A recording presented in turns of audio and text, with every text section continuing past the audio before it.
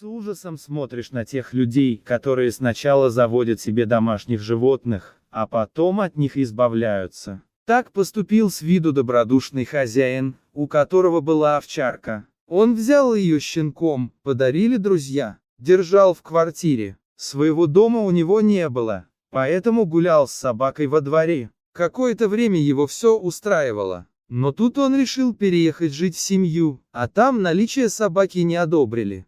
Ничего лучшего не придумал, как избавиться от питомицы. Мог бы и в приют сдать, но почему-то решил отвезти ее в лес. Успокаивал себя тем, что в природе собака обязательно выживет и найдет себе пропитание. Перед самым переездом он поехал за город подальше от населенных пунктов. Ходили слухи, что в лесу бродят волки, может быть несколько, а возможно и целая стая.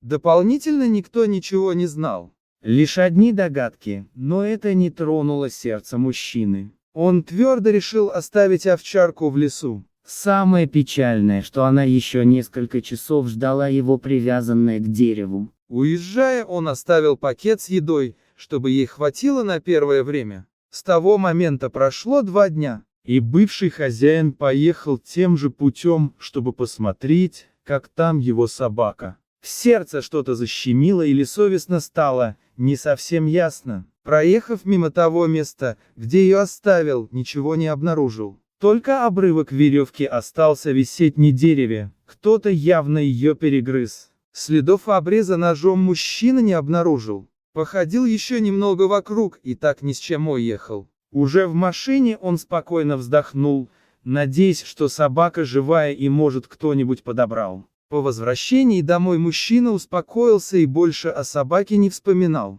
Семейная жизнь пошла своим чередом, и о бывшей питомице даже мысли в голове не возникали. Так прошло больше года. Наступил сезон охоты, и друг пригласил пострелять немного дичи. Про волков уже никто не говорил. Наверное, они вывелись. Вместе с другом приготовили все необходимое снаряжение и оружие и ранним утром выехали на машине. Путь был не ближний, почти 100 километров от города. Через 2 часа были на месте. А ведь именно здесь больше года назад он оставил собаку. Но почему-то он о ней не вспомнил. Полностью был поглощен предстоящей охотой. Да и был уверен, что собака давно обрела новых хозяев. Друг был опытным охотником, поэтому взял на себя роль проводника. Он хорошо разбирался в повадках многих животных. Поэтому без труда на траве обнаружил следы кабана, вернее целого семейства, если судить по количеству оставленных следов. Все дальше продвигаясь в лес,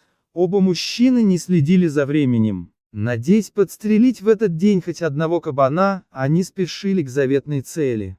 Но тут их остановил страшный шум за ближними кустами. Вроде кто-то возился, раздавался собачий лай вперемешку с воем. На мгновение показалось, что где-то рядом волки. И опасения охотников оправдались, когда они наткнулись на целую стаю хищников. Не помня себя, они попятились назад. Но тут из всей группы вперед вышла одна особь, но она не была похожа на остальных сородичей.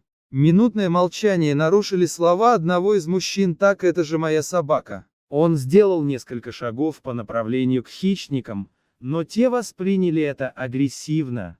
Даже и собака, в которой он признал свою бывшую питомицу, скалилась и рычала. Так и не сумев к ней подойти, мужчина развернулся обратно, произнеся «выжило все-таки». Ничего не объясняя, он пошел обратно к машине и потянул за собой друга.